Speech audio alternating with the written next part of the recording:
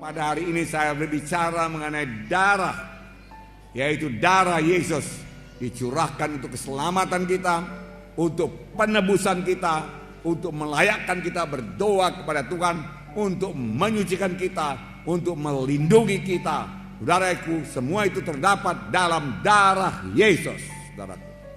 Untuk kesembuhan kita terdapat dalam darah Yesus. Karena tadi saudaraku memang firman Tuhan berkata oleh bilur-bilur Yesus, kamu sudah sembuh. Haleluya. Dan kita tahu pasti saudaraku, bilur Yesus tidak bisa dipisahkan dengan darah Yesus. Pada waktu itu dicambuk saudaraku, saudara dia berbilur-bilur dan darah mengalir saudaraku. Nanti saya terangkan lebih jelas saudaraku. Kamu ditebus bukan dengan emas dan perak, tapi kamu ditebus dengan darah yang mahal, darah anak domba yang tidak bercacat celah, yaitu darah Yesus. Saudara. Saya harap saudara semua pada hari ini memiliki darah Yesus dan mulai menerapkan darah Yesus dalam hidup saudara. Banyak juga anak Tuhan tidak menerapkan darah Yesus, tidak memakai darah Yesus, tidak memanfaatkan darah Yesus dalam hidupnya. Saudaraku, sayang sekali. Terus terang saya katakan kepada saudara, tiap hari saya mohon darah Yesus bagi saya, bagi istri saya, bagi anak-anak saya semua, satu persatu saya sebut namanya, supaya dibungkus oleh darah Yesus, dilindungi oleh darah Yesus, dan si jahat tidak bisa menjamah dia. Kalau darah anak domba, yang hanya anak domba, saudaraku berumur setahun tidak bercacat celah, bisa melepaskan bangsa Israel, anak sulungnya, daripada kematian. Dan si malaikat maut tidak bisa menjamahnya, setan tidak bisa menjamahnya, apalagi darah Yesus yang sejati. Haleluya. Tepuk tangan saudaraku, haleluya. Nah saudaraku, jangan jarang-jarang menerapkan darah Yesus. Tiap hari terapkan darah Yesus. Kenapa jarang? Sudah jadi topik mengenai darah Yesus sudah hilang daripada pemikiran mereka. Tetapi Tuhan Yesus memerintahkan secara khusus pada umat Israel memperingati Paskah sepanjang masa, selama-lamanya. Nah saudaraku, sampai pada zaman ini seharusnya kita lebih bergairah memperingati Paskah. Karena sekarang anak domba Paskah yang sejati, yaitu Tuhan Yesus Kristus telah mencurahkan darahnya. Nah, saudaraku yang kasih dalam nama Yesus, untuk tinggal saudaraku dalam Yesus perlu darah Yesus. Banyak sekali berkat daripada darah Yesus, melayakkan dan menyucikan. Oleh sebab itu tiap-tiap hari saya mohon darah Yesus, saya ulangi lagi saudaraku, dalam kehidupan saya dan keluarga saya. Dan ini membawa berkat yang besar bagi keluarga kami, perlindungan Tuhan yang teguh, sehingga setan tidak berkuasa menjamah kami. Dengan darah Yesus kita bisa bersekutu intim dengan Tuhan. Dengan darah Yesus kita disucikan, dan kita dapat masuk hadirat Tuhan. Ku masuk ruang Maha Kudus dengan bersalut darah Yesus.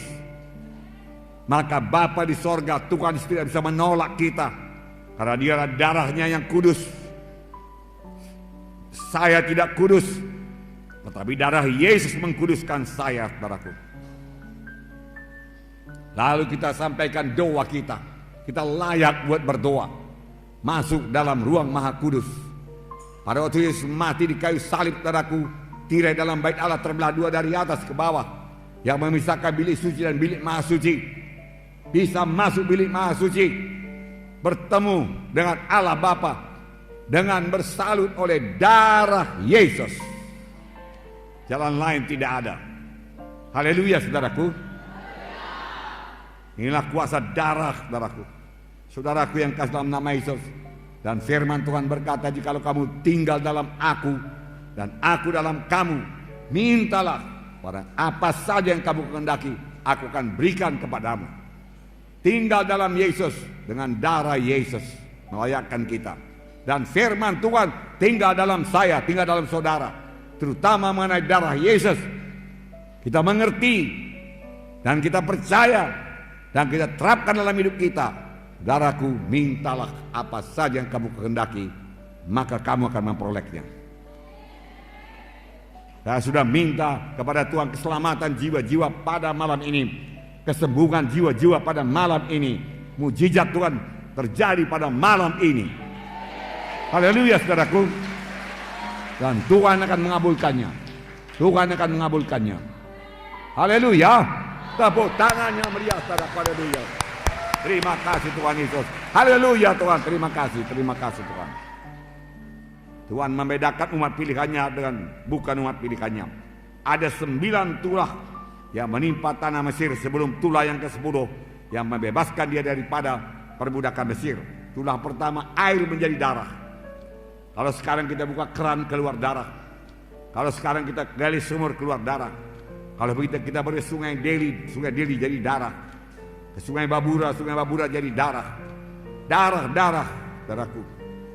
Bau sekali, saudaraku. Mana-mana, saudaraku. Tentu sangat susah, saudaraku. Nah, ini jadi di tanah Mesir. Firaun berkata, oke, berangkat kalian, berangkat. Tapi lenyapkan dulu darah ini. Lalu Musa berdoa, saudaraku, berubah kembali jadi air. Datang tulah kedua, yaitu katak memenuhi tanah Mesir. Katak memenuhi tanah Mesir, bukan ulat bulu ya. Katak, di mana-mana katak, tempat tidur katak. Saudara buka peti es katak, saudaraku. Saudara angkat, saudaraku, tudung saji, melihat makanan, dalamnya ada katak, saudaraku. Saudara mau tidur, ada katak, saudaraku. Katak di mana-mana, saudaraku. Di ruang tamu ada katak, saudaraku. Katak. Firaun berkata, berangkat. Ya, bebaskan dari katak ini. Katak mati semua, saudaraku. Bau busuk memenuhi tanah Mesir. Itulah ketiga nyamuk yang sangat banyak, bahkan debu menjadi nyamuk di tanah Mesir. Firaun masih meraskan hatinya. Tulah keempat lalat pikat. Tulah kelima penyakit sampar pada ternak.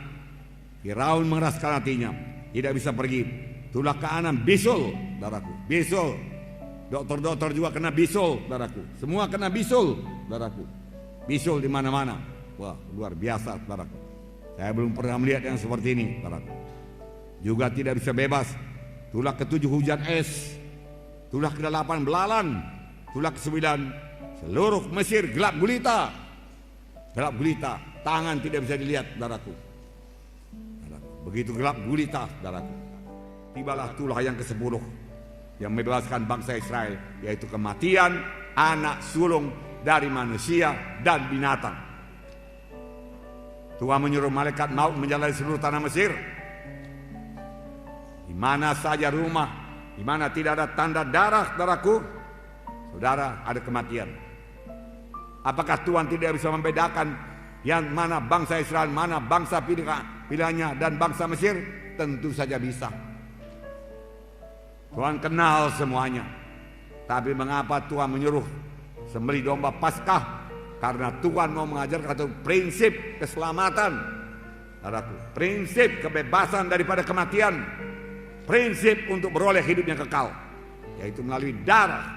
Diajarkannya kepada bangsa pilihannya melalui darah anak domba, saudaraku. Dia mau mengajarkan penebusan hanya oleh darah, keselamatan hanya oleh darah, kehidupan hanya oleh darah. Darah anak domba, saudaraku. Nah, saudaraku, Tuhan memberikan perintah khusus, dan sepanjang mereka mentaatinya, mereka bebas daripada kematian. Yang menentukan hidup atau mati, darah anak domba. Haleluya. Sampai sekarang yang menentukan keselamatan saudara ialah darah anak domba Allah yang sejati, yaitu darah Yesus. Itu sebabnya setan tidak senang kalau saya berkhotbah, saudaraku, mengenai darah domba Paskah, darah domba Allah yang menyelamatkan. Bukan kebaikan kita, bukan sumbangan kita, bukan amal-amal kita, bukan perbuatan baik kita, tetapi kamu, bukan uang kita, bukan harta kita, saudaraku, bukan korban kita kepada gereja, saudaraku, bukan itu yang menyelamatkan, bukan itu yang membawa ke sorga. Semua itu baik dan disukai Tuhan, tapi ibarat jembatan tadi tidak 1/10 pun membawa kita ke sorga, saudaraku. Yang sanggup membawa kita ke sorga hanya satu, yaitu darah anak domba Paskah yang sejati, yaitu darah Yesus. Saudaraku, tepuk tangan padaku. Haleluya. Hanya melalui Yesus kita selamat. Tidak ada jalan yang lain ke sorga. Tuhan sendiri berkata, akulah jalan dan kebenaran dan hidup. Seorang pun tidak sampai kepada Bapa kalau tidak melalui aku. Hanya Yesus jalan ke sorga. Haleluya. Miliki Yesus pada hari ini. Terima darah Yesus pada hari ini. Haleluya. Haleluya. Ucapkan apa yang saya ucapkan. Haleluya Tuhan Yesus. Pada hari ini saya terima darah Yesus untuk menebus saya. Tiap-tiap hari saya terapkan darah Yesus untuk melindungi saya dengan salutan darah Yesus. Si jahat, setan iblis, kematian tidak bisa menjamah saya. Saya percaya Tuhan, hanya Yesus jalan ke sorga. Saya percaya Tuhan, oleh bilur Yesus saya disembuhkan. Haleluya. Tepuk tangan padaku. Haleluya. 1 Petrus 1:18-19 berkata, sebab kamu tahu bahwa kamu telah ditebus dari cara hidup yang sia-sia, yang kamu warisi dari nenek moyangmu, bukan dengan barang yang fana, bukan pula dengan perak atau emas, melainkan dengan darah yang mahal, yaitu darah Kristus yang sama seperti darah anak domba dan tidak bernoda, tidak bercacat. Kamu ditebus bukan dengan emas dan perak, dari perbuatanmu yang sia-sia, dari dosamu, dari penyembahan berhalamu, dari pemberontakanmu, dari ketidakpedulianmu kepada jalan Tuhan, dari segala tipu dayamu, dari segala dosamu. Bukan dengan emas dan perak, bukan dengan hartamu. Kau persembahkan seluruh hartamu tidak bisa menebus engkau. Tapi engkau ditebus hanya dengan darah anak domba yang tidak bercacat celah, yaitu darah Yesus. Haleluya. Setelah saudara dengarkan firman Tuhan ini, adakah saudara percayakan darah Yesus? Darah Yesus berkuasa, amin.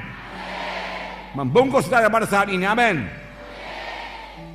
Haleluya.